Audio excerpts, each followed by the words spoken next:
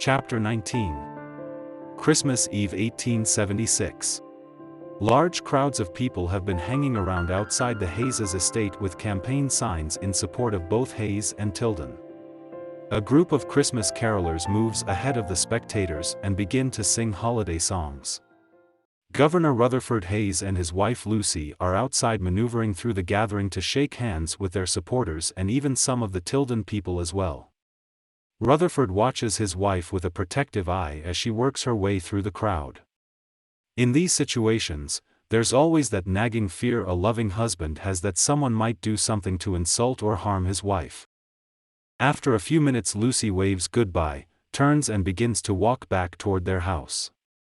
Upon seeing Lucy's retreat, Rutherford lets out a sigh of relief, turns back toward the swarm of people and shakes a few more hands before departing. Inside the Hayes' home, Senator John Sherman patiently waits with his wife for Rutherford and Lucy to come back inside. The mood is festive and the room is filled with friends and family members. After Rutherford and Lucy enter through the front main door, Senator Sherman turns to his wife Margaret. "Please excuse me, dear," as he points toward Rutherford, "I won't be long." "Of course," she replies and gives her husband a quick peck on his cheek. She watches Sherman walk over to Rutherford, and then starts chatting with some other people standing nearby. Rutherford, who is just handing off his overcoat to one of the servants, says to the approaching Sherman, "This is an exhilarating experience. How are you doing?" The two men shake hands. "Fine, just fine." Sherman answers, and adds, "There is talk of a special electoral commission being proposed by the Senate." "I cannot influence the action of the Senate or the House," Rutherford replies. "In my opinion, I believe only the Vice President has the constitutional power to count the electoral votes and declare the results." "I agree, but with Vice President Henry Wilson dying before Grant's term ending, well, we have this dilemma. I wonder what he would have done about the duplicates and triplicate certificates being submitted to Congress." Rutherford smirks.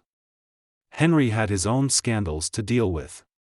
If he had lived to run for president, there would be no dispute.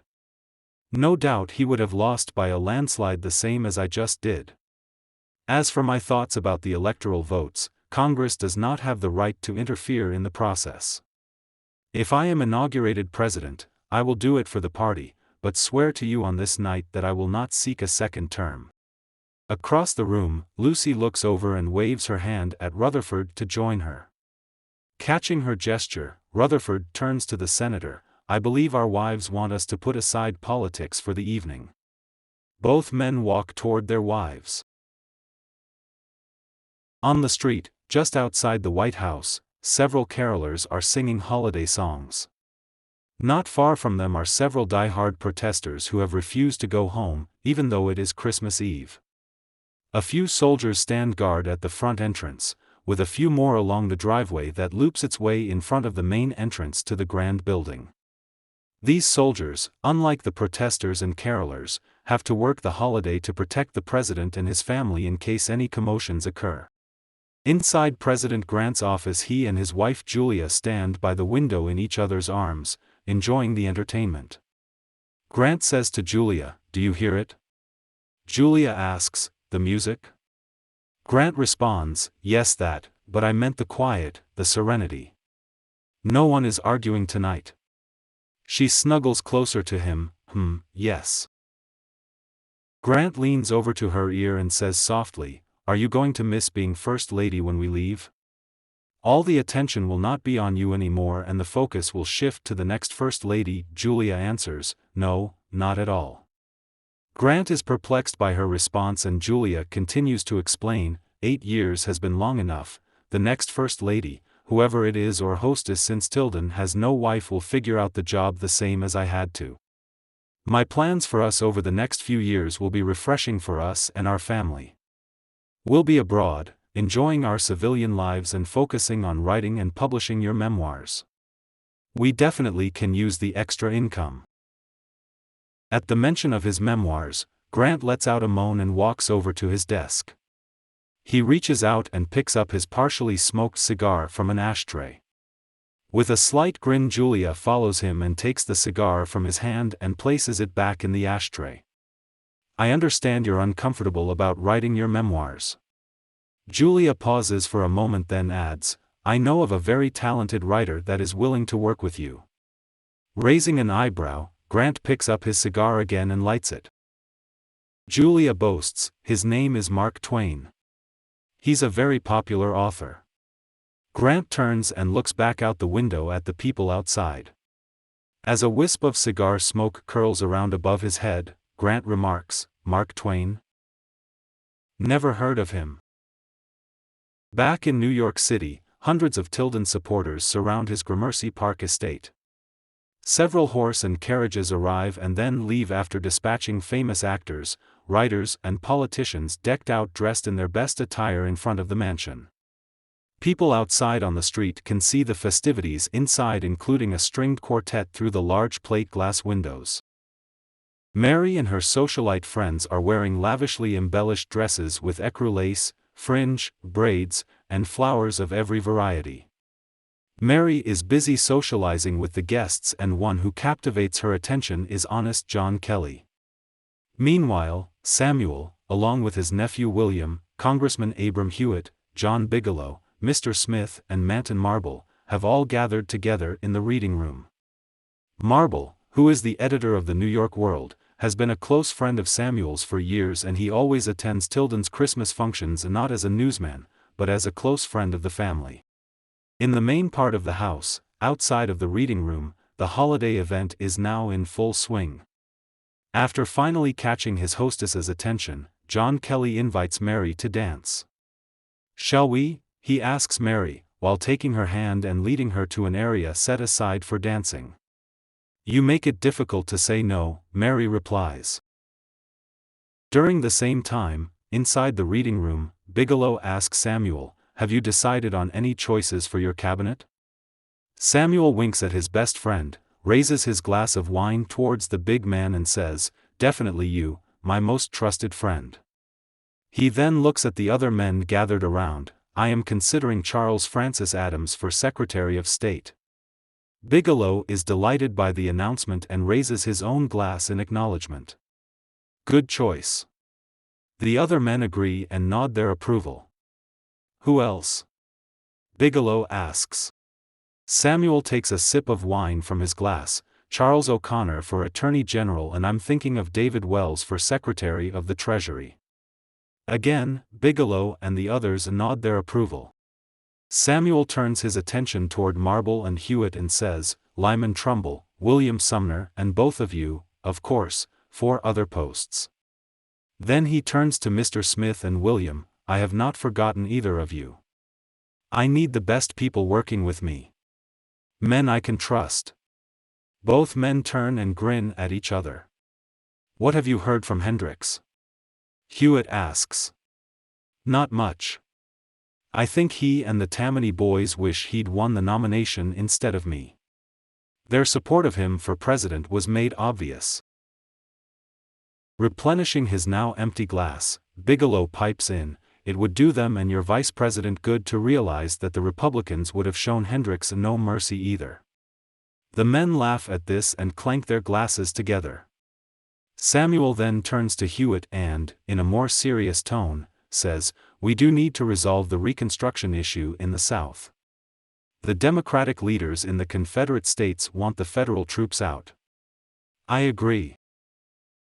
The loyal Republican Negroes in South have received several promises by the Hayes people, Marble pipes in. And assuredly none that they will give them.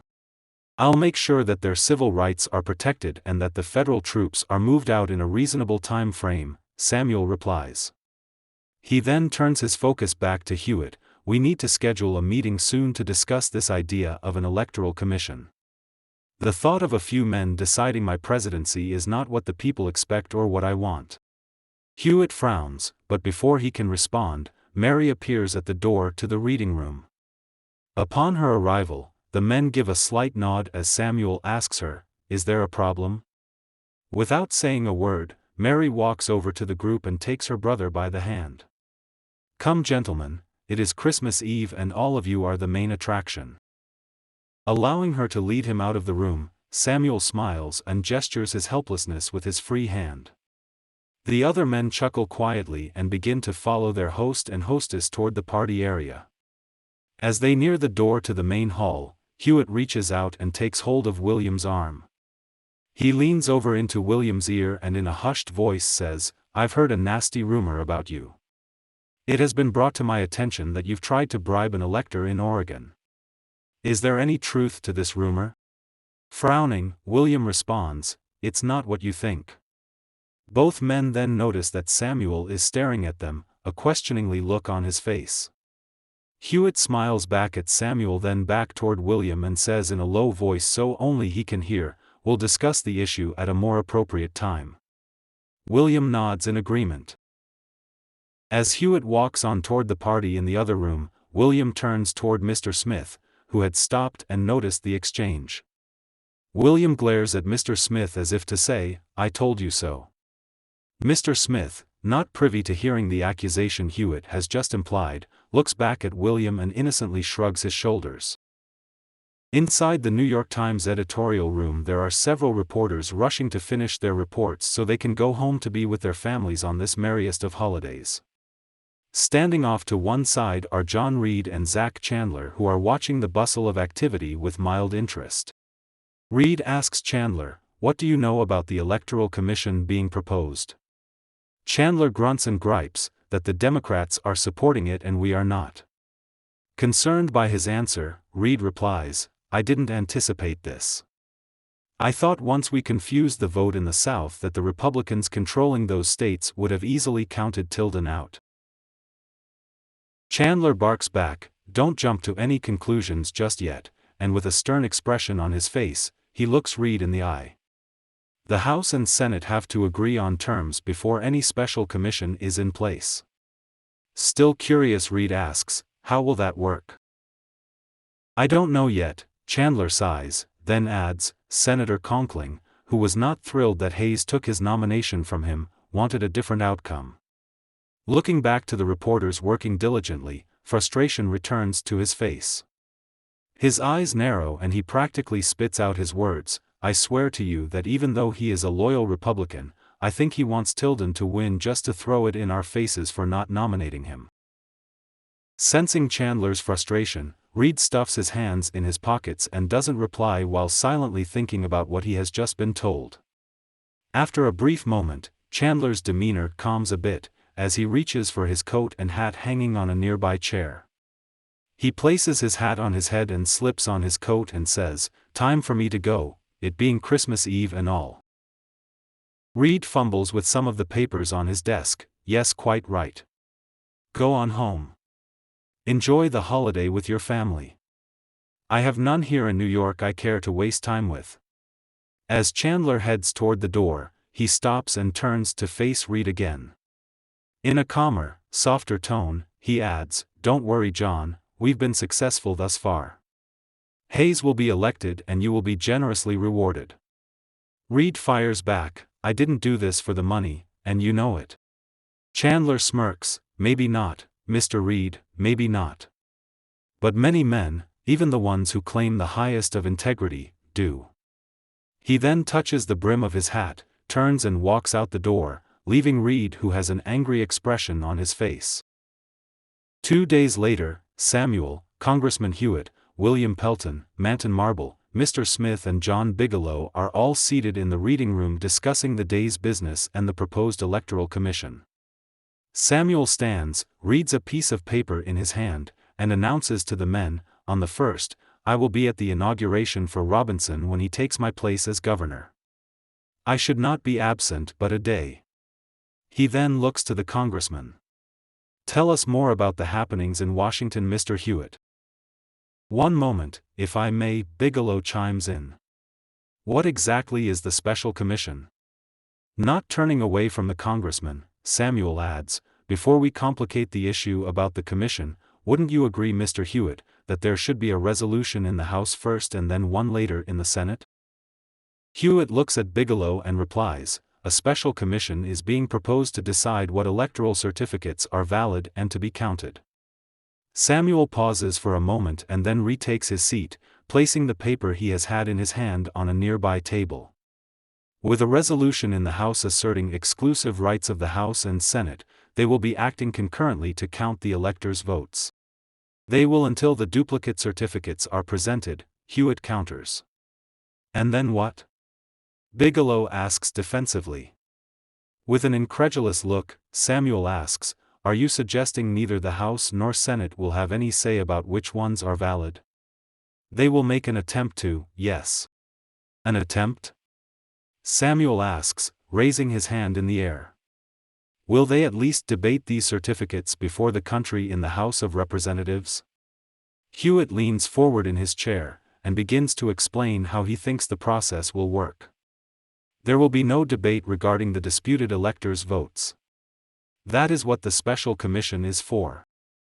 Ah, excuse me, Congressman Hewitt, Marble interrupts. Will this commission prevent the Republican president of the Senate from deciding the election on his own? Hewitt explains, the president of the Senate will not be deciding anything on his own, as much as he would like to. Hewitt looks first at Marble then to Samuel and adds, he'll be blocked and rejected by rule of the House of Representatives, which as we all know, is controlled by us Democrats. Contemplating the outcome, Samuel states, I see no value in this proposed special commission.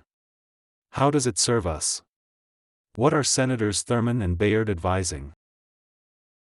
Hewitt, trying to keep his frustration out of his voice, clarifies. Before leaving Washington, Senators Thurman and Bayard met with me and Speaker Randall to discuss the special commission. We agreed the creation of one would be two plans of action. 1. He raises a finger, to follow the Committee of Privileges for a decision with that body and, 2. Raising a second finger, to create a new agency outside of Congress to encourage a committee on an electoral count bill. The latter would decide on the duplicate certificates issue. Keep in mind, gentlemen, he continues, looking around at the other men gathered, the Republicans in the Senate are not happy either. They think their chances are better with the 3 states' election returning boards, which are controlled by them and will give them the better odds to steal the presidency. Bigelow nods his head in disagreement, it sounds pretty risky. Samuel agrees, it does to me as well. But with the support of over 254,000 popular votes on my side and needing just the one electoral vote to win, I don't know what more it will take to convince them that the presidency is mine.